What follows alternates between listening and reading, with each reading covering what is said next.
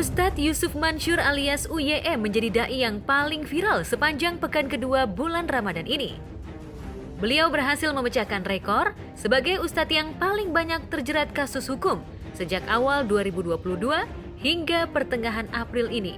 UYM masih dibeli 3 kasus wan prestasi, masing-masing kasus investasi tabung tanah, batu bara, dan yang baru usai sidang mediasi kemarin petang adalah kasus investasi hotel haji dan umroh. 12 investor yang merasa dirugikan UYM menggugat secara perdata dengan nilai kerugian mencapai ratusan juta. Ironisnya setelah 3 kali mediasi, tak ada kesepakatan pihak UYM yang diwakilkan pengacara Ariel Muhtar dan pihak penggugat yang diwakilkan pengacara Ihwan Tony. Disaksikan mediator dari pihak Pengadilan Negeri Tangerang Kota, pihak UYM dan penggugat sepakat untuk bertempur di meja hijau. Ya tadi mediasi yang terakhir, namun hasilnya deadlock, tidak ada kesepakatan. Walaupun kami, menurut tim kami dan klien kami, saat proses mediasi kami telah menawarkan resum yang menurut kami itu wajar. Nah, namun endingnya tidak ada kesepakatan di antara dua belah pihak. Ini tadi mediasi terakhir artinya dari pihak penggugat dan tergugat selama 30 hari ini sudah berusaha untuk menyamakan persepsi atas kehendak para prinsipal. Nah, ini di mediasi terakhir ini ternyata akhirnya mediasi ini tidak tercapai. Jadi kami putuskan tadi di dalam baik dari kuasa hukum penggugat dan tergugat dan mediator putuskan untuk mediasi tidak tercapai dan dilanjutkan ke proses persidangan. Jadi nanti seandainya pun ada perdamaian, nanti akan ada di proses persidangan itu juga bisa terjadi seperti itu. Sebagai kuasa hukum penggugat, Ihwan Tony kecewa terhadap sikap UYM yang terkesan tak mau mengganti kerugian material maupun imaterial yang diderita korban. Padahal selama 10 tahun korban sudah bersabar menunggu itikat baik sang ustadz. Ke-12 korban mengaku sudah menyetor uang 10 hingga 15 juta per orang pada 2012 silam, tapi keuntungan yang dijanjikan UYM per bulan tak pernah dibayarkan. Dari pertama itu kan seperti yang sudah diberitakan sebelumnya, pertama kali proses mediasi ini dimulai pihak penggugat itu kan pertamanya meminta ganti rugi dikonversi dengan emas. Konversi dengan emas dengan perhitungan yang sudah disampaikan dalam proposalnya itu, dan kemudian ada biaya ganti rugi bunga dan ada biaya ganti rugi dan ada biaya kerugian imaterial gitu. Jadi kerugian material dan kerugian imaterial. Penggugat masih keberatan. Jadi kemudian kesempatan kedua pihak penggugat itu menghendaki bahwa karena dengan emas itu dirasa ada unsur ribanya, mereka tidak jadi meminta dikonversi menjadi unsur emas. Nah, kemudian mereka menerima tawaran kami untuk mengembalikan pokoknya saja, tapi dengan catatan ditambah penggantian kerugian imaterial. Nah, kerugian imaterial yang disampaikan penggugat itu besarnya 250 juta.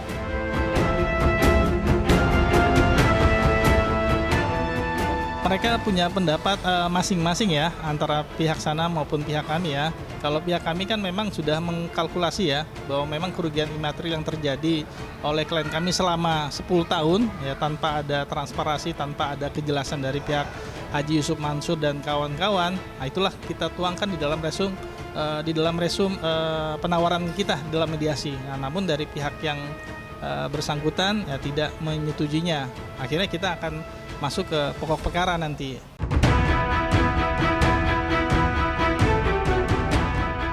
Karena pada tahun 2014, proyek investasi hotel haji dan umroh dicekal oleh OJK dan lembaga perbankan terkait karena melanggar aturan. Walhasil, Ribuan investor yang sebagian besar adalah jamaah yang masih awam soal investasi berbondong-bondong meminta pertanggungjawaban sang ustadz. Hanya saja hingga 1 dekade, ke-12 korban merasa dipermainkan sang ustadz karena modal mereka tak dikembalikan sepeser pun. Kalau menurut kami ya maunya seperti itu. Memang kerugian imaterial kita alami kan.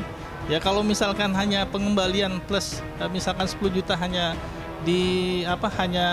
ditawarkan kerohiman 1 juta, ya kami pihak kami dan tim klien kami dan tim ya tidak sepakat. Para penggugat menawarkan hal kepada tergugat, kami sudah tanggapi. Tapi tidak ada tidak ada titik temu nyatanya gitu. Artinya sebenarnya kami masing-masing pihak beritikat baik untuk menyelesaikan ini dengan tanpa proses persidangan ya. Saat tampil di acara talk show yang dipandu Hotman Paris, UYM pernah membawa 1 buku besar yang mendata jumlah investor dan uang masuk, serta uang yang sudah dikembalikan UYM. UYM sempat mempertanyakan mengapa dari ribuan investor, hanya 12 orang yang menggugatnya secara perdata. Ustadz yang juga akrab disapa Ustadz Sedekah ini merasa ada pihak-pihak yang menunggangi para investor atau jamaahnya untuk merusak nama baiknya. Kelihatannya sama publik emang bener begitu, kelihatannya sama masyarakat emang kayak begitu. Yang cerita adalah orang-orang yang sampai nangis-nangis segala. Sampai nanya sama Fadil, Dil, ini orang beneran tuh ngaku belum dibayar, emang belum dibayar. Udah Pak Ustadz, itu udah dibayar dari kapan tahu itu. Nah itu kok ngakunya belum dibayar, sampai nangis-nangis, bikin video, memvideokan rumahnya yang kecil, memvideokan rumahnya yang susah. Sedangkan saya kaya, saya seneng, kok nipu orang susah kayak begini. Narasi apa yang dibangun? Sehingga orang-orang bilang, ulama besar nipu, ulama besar bohong, ulama besar sampai nyakitin orang, ulama besar nyakitin perempuan, bla bla bla. Apa iya gue bilang? Tergantung, seharusnya kalau misalkan ada etikat baik, mungkin dari saudara Yusuf Mansur itu hadir, ya kan, menemukan klien kita, harapannya seperti itu. Soal berseteru dengan rekan bisnis maupun jamaah yang menjadi investornya, UYM seolah sudah hatam menerapkan strategi jitu. Setidaknya seabrek laporan polisi, tak ada yang berhasil menjadikannya sebagai tersangka. Jika mentok melawan UYM secara perdata, apakah pihak penggugat akan menempuh jalur pidana? Kami sudah siap mempersiapkan bukti-bukti maupun saksi-saksi yang akan kita ajukan di dalam proses persidangan, sehingga nanti hakim bisa mempertimbangkan tuntutan kami dengan pertimbangan yang seadil-adilnya.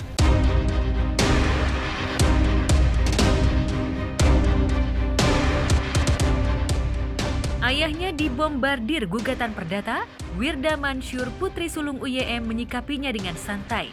Bahkan, saat ayahnya dihujat netizen karena merilis video aksi marah-marah hingga menggebrak meja, Wirda menanggapinya biasa-biasa saja.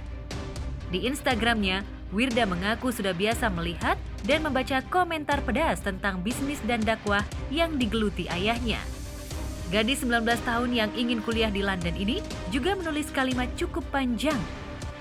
Urusan diomongin orang, perkara diramein orang, udah bukan hal yang biasa buat kami-kami. Jadi kalau sampai bab ini, insya Allah kita udah hatam, no hard feelings, dan malah fine-fine aja. Demikian postingan Wirda. Beredar video lama saya dengan izin Allah yang dipotong. Video sejam dipotongnya 10 detik, apa 20 detik, apa 30 detik. Terus apa hikmahnya? Hikmahnya adalah jangan ditiru. Karena saya marah-marah di situ. Walaupun kata cuma 10 detik, 20 detik, 30 detik, tapi saya tetap marah-marah. Dan marah-marah itu nggak baik. Udah terbukti marah-marah itu nggak baik. Karena sekian bulan yang lalu muncul hari ini dan saya kemudian melihat bahwa itu teguran dari Allah Subhanahu Wa Taala supaya besok saya nggak jadi orang yang marah-marah. Ini mengingatkan kita semua kepada hadis Nabi, la taghdab walakal jannah. Jangan marah-marah, ntar kamu bakal dapat surga. Surga itu apa sih? Surga itu ketenangan, kedamaian, jalan keluar. Nah, orang yang marah-marah kayak saya di episode itu, ya nanti jauh dari ketenangan, jauh dari jalan keluar, jauh dari rezeki. Itu hikmahnya. Di Instastory-nya, Wirda juga menjawab pertanyaan haters yang menyebut ayahnya marah-marah minta uang 1 triliun. Menurut Wirda, perusahaan ayahnya yang menerbitkan Paytrend dievaluasi oleh lembaga keuangan dan akan dibeli senilai 4 triliun. Bisa saya ngajak ngomong Anda semua. Saya butuh duit 1 triliun buat ngekerjain Paytrend. Bisa. Mau Anda patungan? Mau. Kalaupun mau dan saya terima duit Anda, maka saya akan makin bermasalah hari ini. Maka itulah saya ngamen, saya ngasong. Demi siapa? Demi Anda semua. Demi satu nama, Paytrend.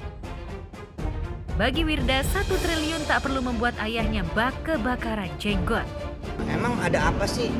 Ya, ada kesalahan saya begitu. Nah, doain dah supaya saya bisa memperbaiki kesalahan saya dan bisa menyelesaikan PR-PR. Namanya juga kita usaha, ya nggak? Namanya usaha kan kadang kita berhasil, kadang kita belajar. Namanya orang dagang, kadang kita untung, kadang kita belajar. Yang penting pelajaran yang pengen kemudian di-share kepada keluarga kami dan anak-anak kami khususnya dan santri-santri adalah never quit. Jangan berhenti. Istirahat boleh, tapi berhenti jangan. Jalan aja terus, insya Allah mudah-mudahan pelajaran kemudian hari ini saya mempunyai tanggungan, saya punya PR, saya punya kemudian beban, saya punya utang. Pelajaran saya menyelesaikan ini semua juga bisa menjadi pelajaran teman-teman semua. Jadi let's see aja, liatin aja. Kelar gak nih Yusuf Mansur gitu? Beres gak nih Yusuf Mansur gitu? Kita ngandelin Allah dengan cara-cara Allah bisa terbukti kagak? Nah kalau ini bisa terbukti, besok-besok kan bisa menjadi cerita iman gitu. Terima kasih sekali lagi buat yang udah motong dan yang udah memviralkan kayak apa tahu. Semua ada kebaikan buat saya dan saya terima itu sebagai nasihat di bulan suci Ramadan ini. Ramadan Karim, insya Allah mudah-mudahan kita sehat semua. Assalamualaikum.